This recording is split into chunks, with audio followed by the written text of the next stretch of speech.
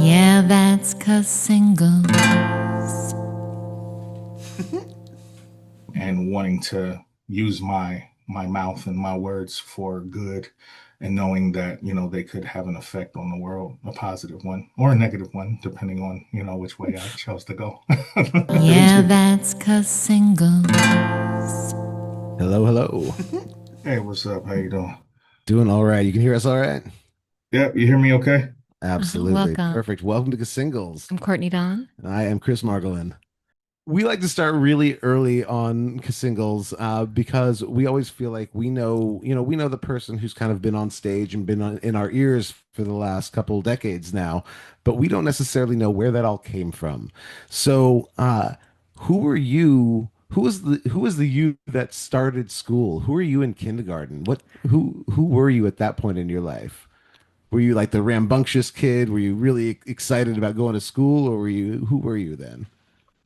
I think I enjoyed school. I was really good in school, so I got really good grades, and um I enjoyed reading, and I enjoyed everything pretty much. I got, I was a straight A student. Um I didn't enjoy recess as much. I was a kid that stayed in a lot. I mean, I went out and played and ran around, but even at home, I kind of stayed in the house and played video games and read books and things like that.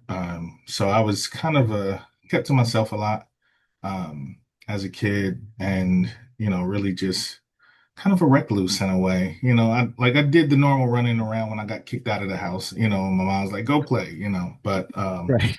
I enjoyed more being in the house and in my room playing video games or reading or writing. Ooh. I wrote What a were lot of those? short stories and poems and stuff as a kid. So What were some of your favorite books when you were little?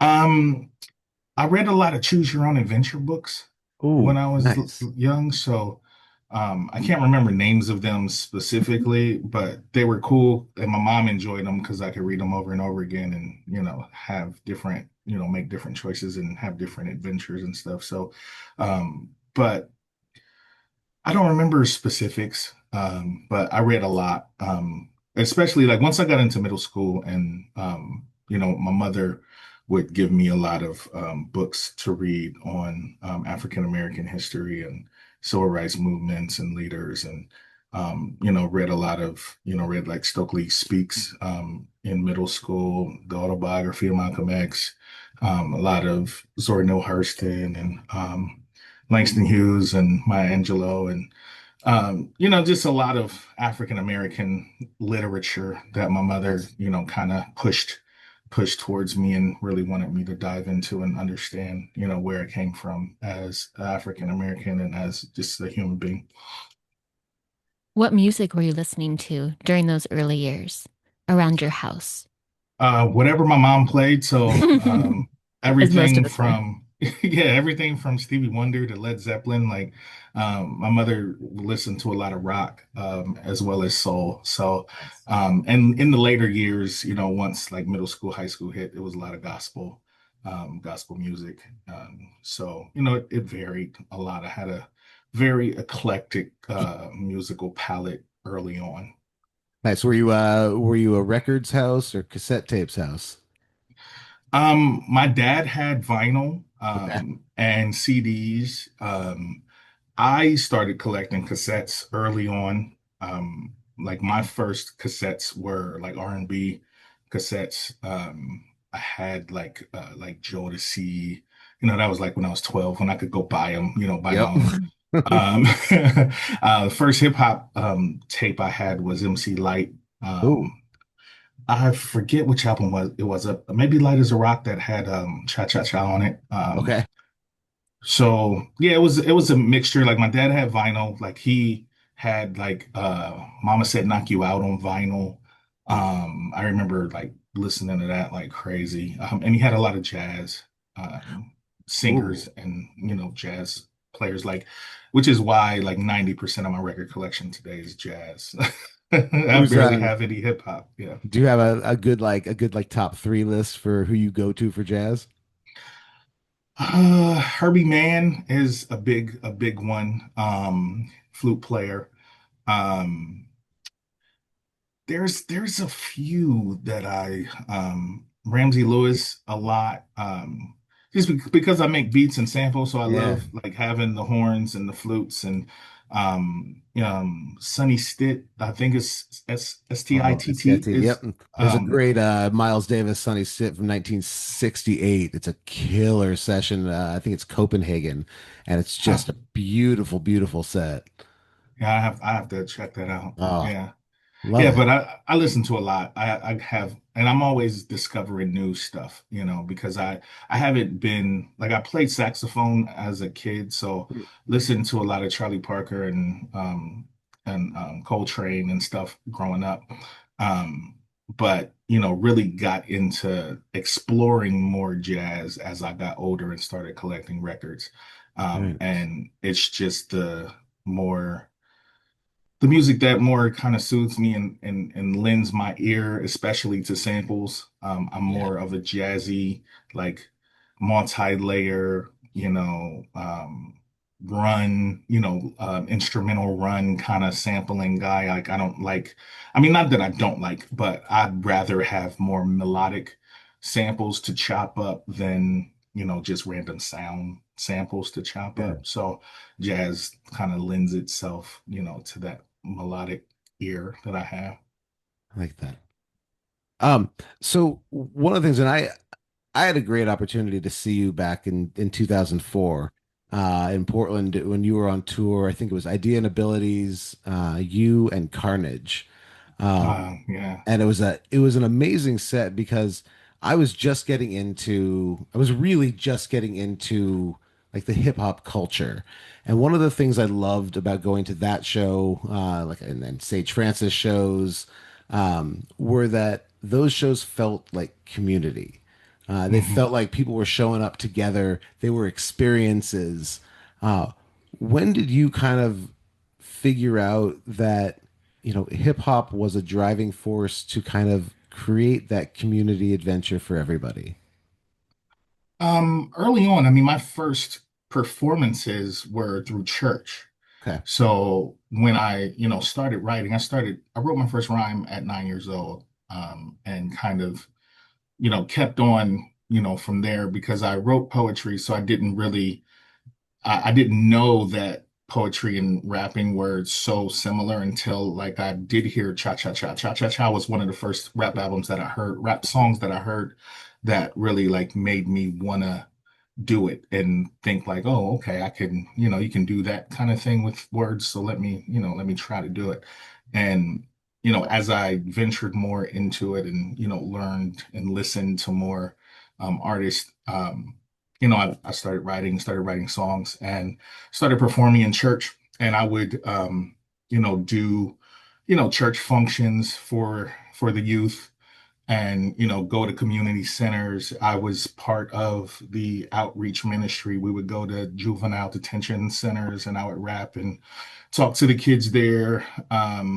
And so early on my music started out kind of as a community organization, part of that, world. Mm, And so as I got older, that was kind of always a driving force in, the things that I spoke about in a lot of the topics that I chose. Because on top of my own, traumas and issues with family and life and growing up, I was able to venture out into a world where I was able to, learn about other people's trials and tribulations and things like yeah. that. So, and understanding early on that, using music, I was able to touch people and reach people and, kind of help people in their times of need, in their situations. And this was before I put any records out or anything, just being there and able to, speak those words for, 20 minutes or a half hour or 10 minutes, however long I was on stage.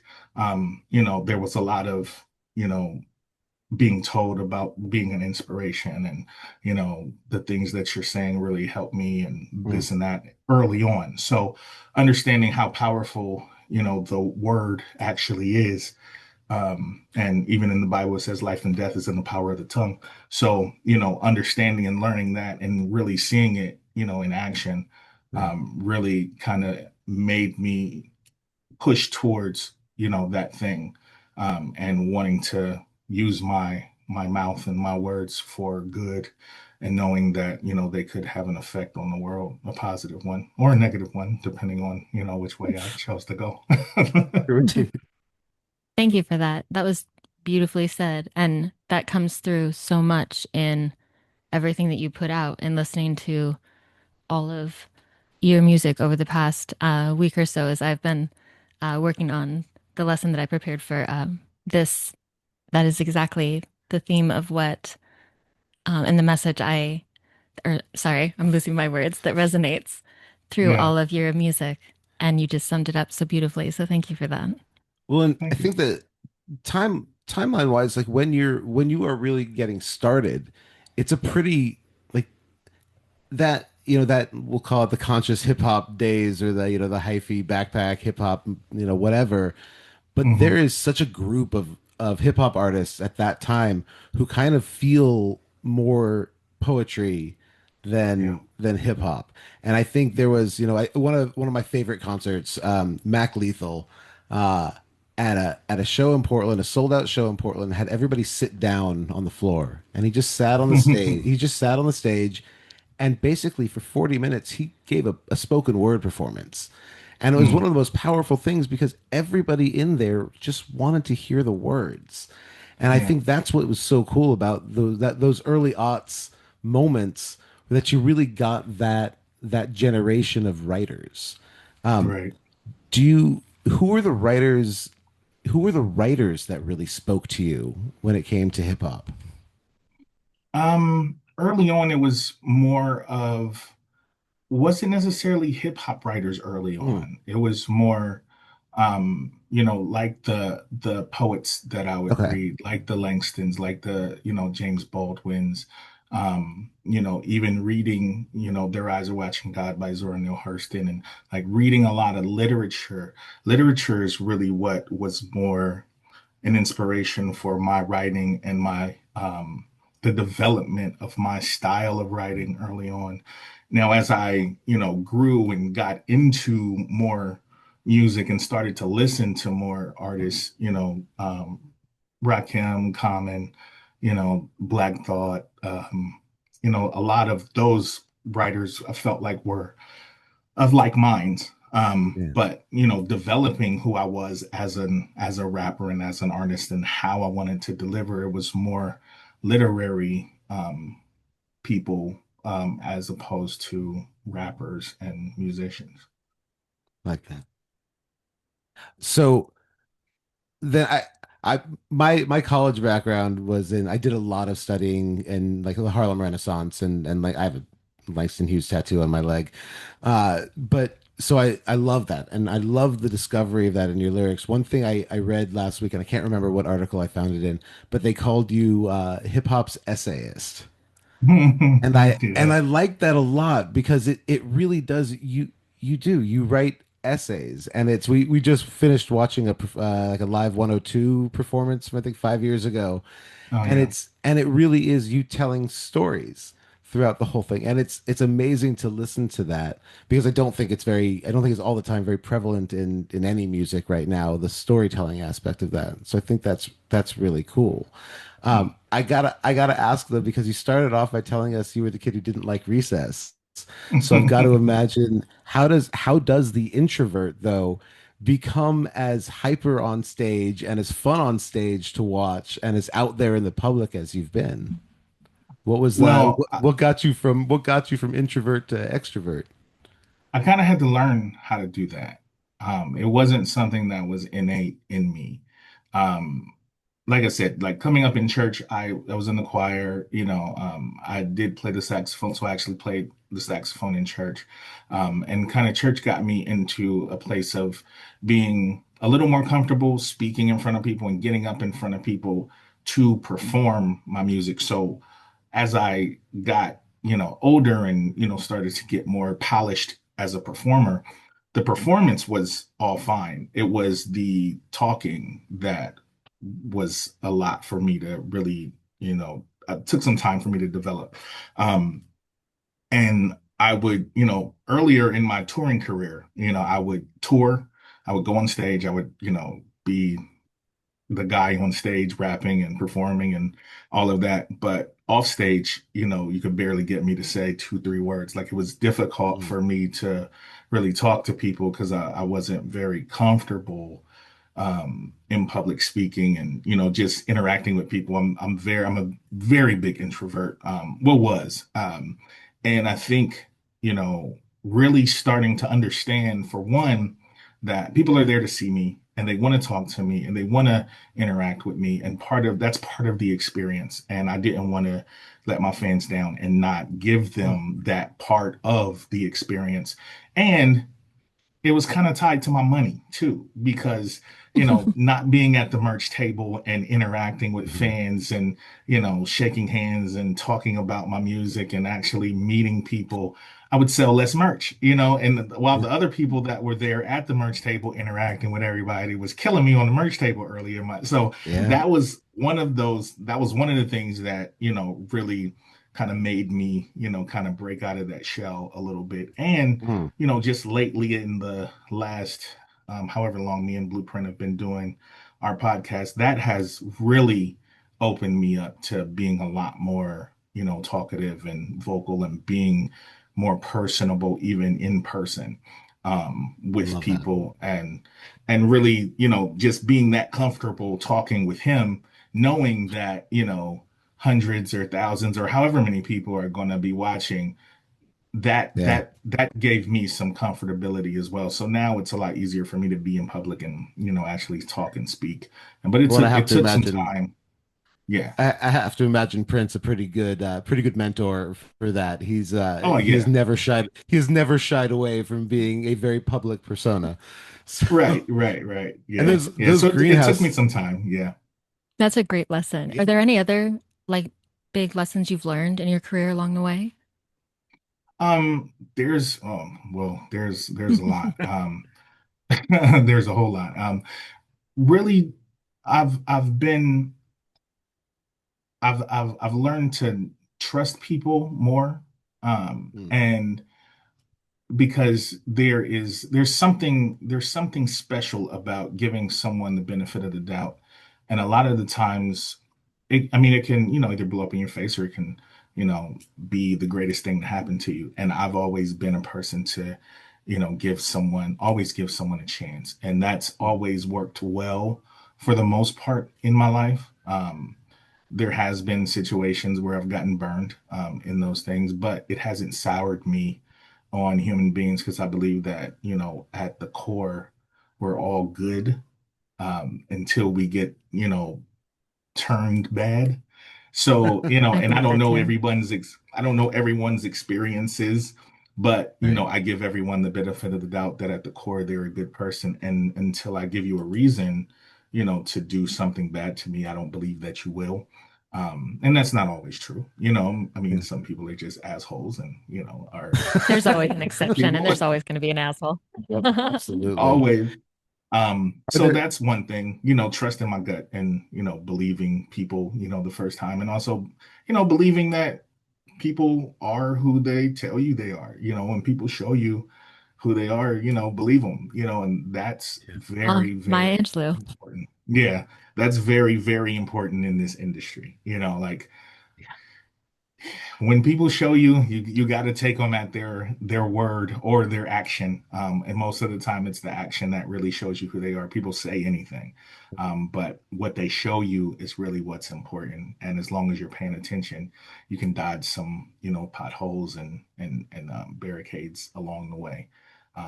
So that's just a couple, but there's so many more things that I've learned. A lot of things.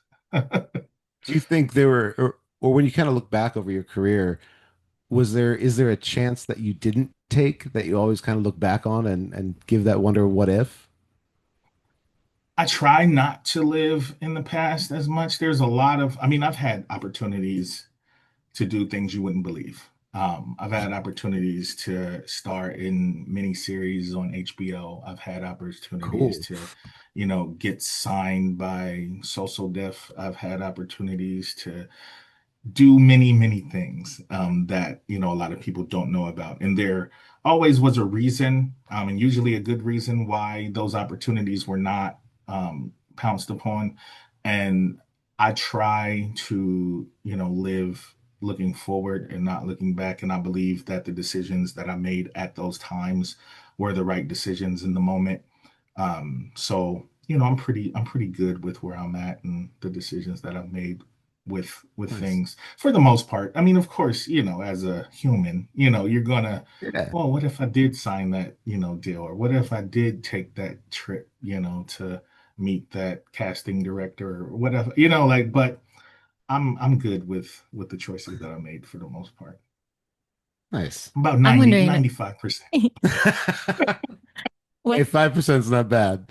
what's on your playlist right now? Like, what are you rocking in the car right now? What are you playing when you're driving down the road? Um, Infinity What's Song, your like top three? I've been listening to a lot of Infinity Song. I've been listening to a lot of Gnarls Barkley's new album is amazing. Okay. Mm. The new April and Vista album is amazing. Hmm. I don't know if you've heard of them. I have not. They're a duo from, I believe they're from Chicago. It's a girl and a guy. They're multi-instrumentalists, both of them. She's a Sweet. singer. He's the main producer. And it's like a mixture of like Portishead, Erica Badu, and The Roots. Like Ooh. it's O- like really, Okay. Oh, I may really have me good. sold now. Like really, really great singing, really great Wow. instrumental music, really good writing, storytelling. Yeah, April and Vista, All right. they released an EP probably, I want to say maybe 2007 or 8.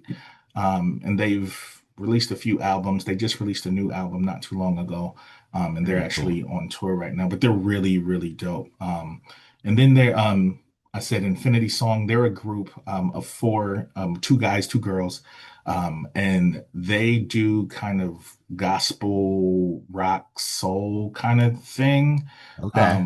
but not preachy gospel, like really good songwriting. And I mean, Yeah. and it's a mixture of everything. Like they kind of have some folky albums, they have some rock albums, they have some soul albums, some really gospel sounding albums, like really, really good. They were just on tour here in Columbus, and I didn't get to see them because I had a show that night.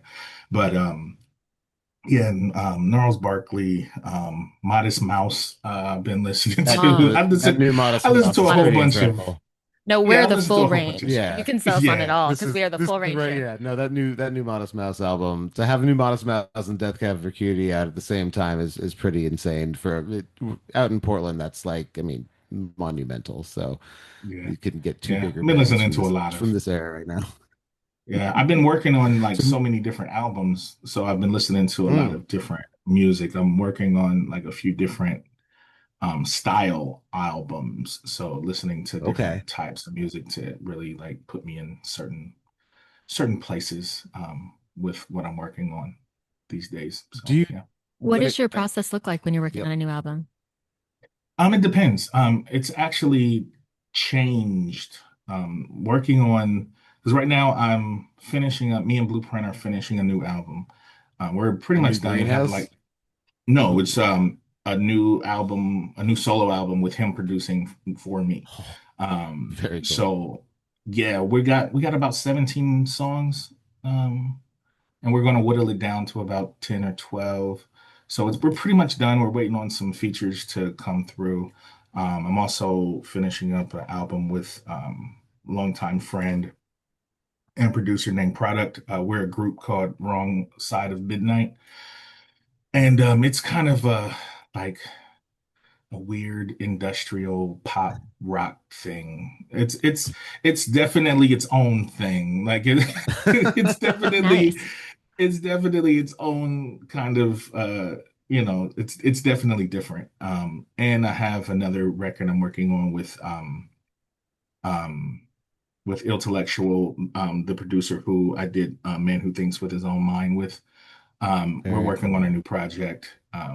In the process, like we haven't even really started. He's sending me beats and we're getting ideas and kind of figuring How, out a how do you sound. organize your how do you organize your brain to do these drastically different projects at the same time? This is the first time I'm really doing something like that. So I'm figuring it out along the way, but it's working. It's working. I definitely have um these compartments in my head as of late where like I want to do so many different things and I know, I'm closer to, the latter part of my life than the early part of my life. So I Yeah. know that time, I understand time a lot more now as I'm older. So I'm not wasting it by saying I'll get to it. You know what I mean? Like I'm Nice. actually in the Yep. I feel process that. of trying to do as much as I possibly can in the time that I have available to me to do it. So, I'm learning along the way, but it's definitely working. Like the stuff for each project is definitely different. The writing is different. The style of writing, how I write them is different. And it's yeah, I mean, I'll be in the mood to write something and I'll know for that project and I'll know um I think I froze for a second there. You You did. We did. can still hear you, but you froze on the screen there. Okay, let me see if I can fix that real quick. But yeah, like I'll know, if I'll know what I'm writing for when There we I'm go. writing when the song comes out, I'll kind of know, Which project depending to head on toward? yeah, which project it's meant for. Um Nice. and it's definitely an interesting like thing that's going on in my brain because even like doing instrumental stuff and working on my own production music because I'm kind of working on another album of my production as well, but I'm doing that more Hmm. like when it comes. I'm not like, Right. it might be 5 years until it comes out, but like if I make a beat and I hear something and I write something, it's like, oh, I'm gonna put that away, to the side for myself, So it varies and it's working, so we'll see how it all shakes out. Well, we can't wait to hear it. Well, one of the things they do as a part of everything is, as I listen to all of your music, I'm a former administrator and teacher, and was in a car accident a few years ago, so I'm not able to work anymore. But as a part of our pod, um, I listen to all of our guests' music and listen for a song that I could to write a lesson to, and then Chris uses it in his In my classroom. classroom. And so the lesson that I found was the song "My World," and I'm getting old, so adjust my vision here. So the lesson I wrote was called Glow Up My World. And so the purpose that I would do with kids is to identify how the author uses imagery in their writing. Your writing is so full of, well, everything. It was hard to it was hard to choose just one song or Sure. one thing to pull out to focus on. So I chose imagery for this one. Could have chosen a lot of different things. So I would begin by playing the song and then providing students a copy of it, and then to have them listen for examples of imagery, and then mark what they're hearing, and then share out in groups, small and then as a whole group, and then ask them how does imagery affect writing? How does it move things along, and what effect does it have on the listener or on the audience? And how do we use imagery to kind of reimagine things in our world and redefine them for people, for audiences? And then their task is going to be to make the ordinary brilliant by using imagery to write about an everyday object. So don't just paint us a picture, give the object a whole glow up. This is the time to make it shine. And then I always encourage them to do some sort of illustration.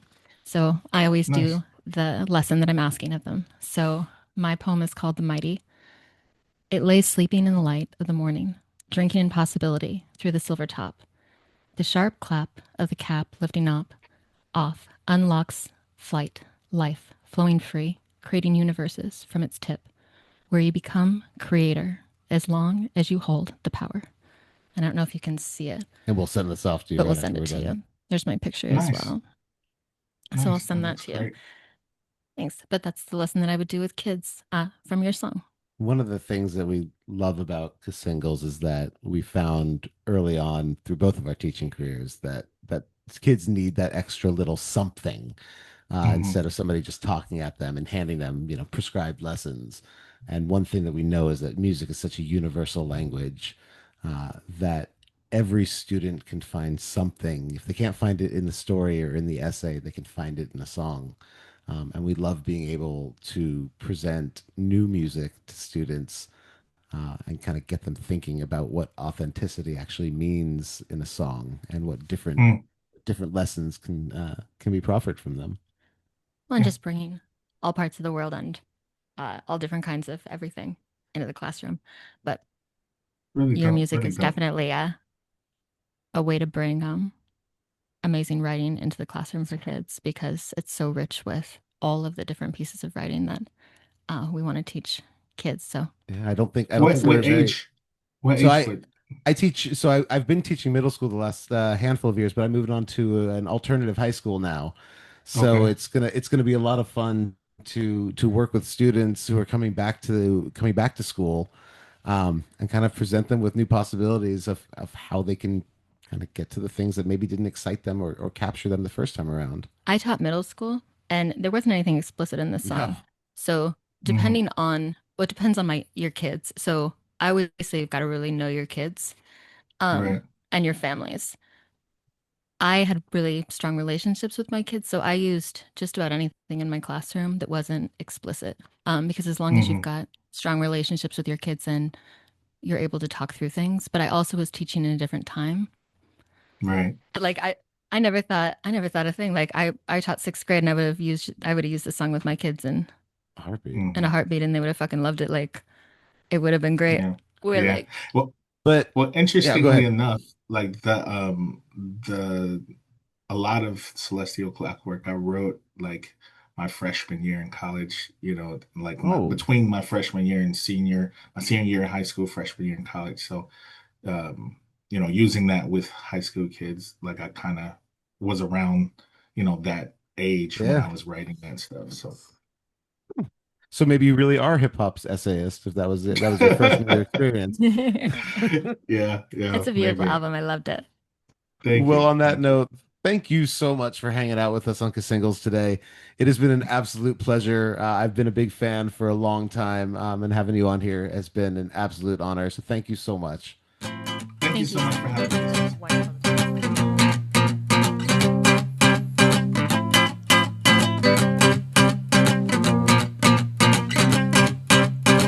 Thanks for listening and following along. We'll be back soon with more stories and songs. That's Cassingle. That's Cassingle.